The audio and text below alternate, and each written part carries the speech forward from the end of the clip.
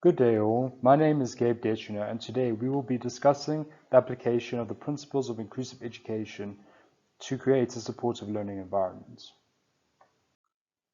I would like to open with a Dr. Seuss quote. Today you are you, that is truer than true, there is no one alive who is youer than you. So, what exactly does this quote mean? I believe it seeks to display the beauty and individuality, and in the context of inclusive education, the validation and recognition of the individual is especially relevant. In time, through inclusive education, these principles of taking pride in one's individuality may prevail within the learner. So, what does inclusive education mean? It means to accommodate and recognize the value of all learners within the mainstream classroom and to grant all learners access to quality, equal education, regardless of possible integrational barriers, such as physical and cognitive disabilities, social discrimination, socioeconomic status, and cultural barriers, amongst other possible substantive obstacles. Why is inclusive education important? Discrimination is rooted in preconceived societal beliefs, such as cultural and religious views and communal views. Education should address these broader discriminatory practices to develop tolerant adults functioning in a democracy. Intolerance does not manifest within the child, but rather discriminatory behavior is learned by the children through their parents, family, and the broader community. To understand inclusive education and how it can be applied to a supportive educational environment, we need to examine and unpack the principles of inclusive education. Inclusive education should promote human rights and social justice for all learners. The second principle is the promotion of participation and social integration. The educator could make use of teaching methods such as well-monitored discussion to increase learner participation, such as free-flowing discussions giving learners the opportunity to express their thoughts. The third principle of inclusive education is to promote equal access to a single inclusive education system. The promotion of one curriculum applied to the whole classroom ties in with the former point.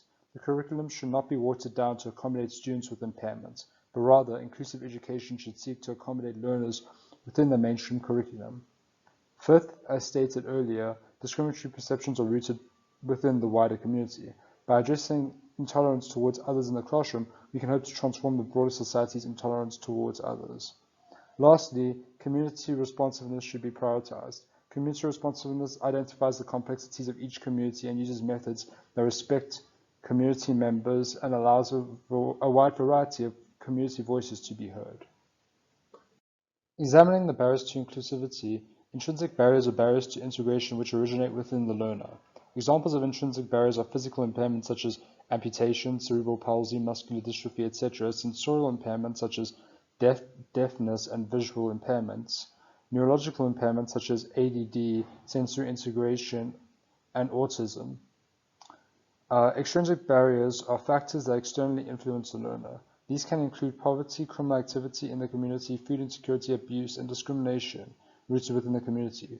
Children who appear different, whether they are differently physically able or have very apparent neurological impairments, may be subjected to discrimination in the classroom. Let's examine how to implement inclusive education to create a supportive learning environment. As a teacher, you should encourage collaboration by organizing diverse collaborative learning opportunities. Teach collaborative learning skills and structure group activities such as discussions, projects, or role-playing activities. Encouraging collaboration and potentially creating friendships. Monitor these activities to eliminate discrimination.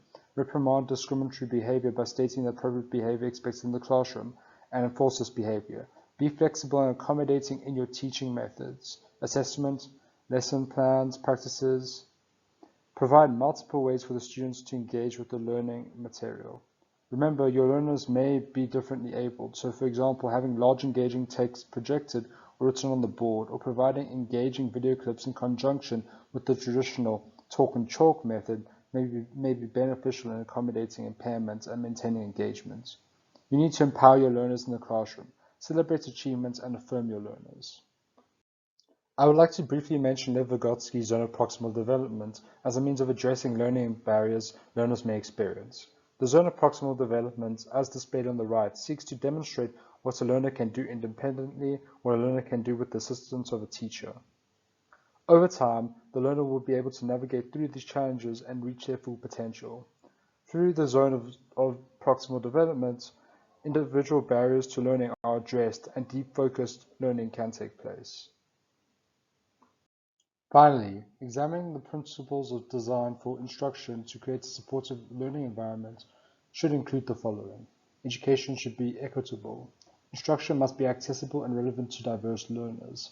Flexible. Instruction must be accommodative of a wide range of abilities. Intuitive and simple. Instruction must be straightforward, eliminating unnecessary complexity. Perceptible. Instruction must be easily and effectively communicable. Tolerance.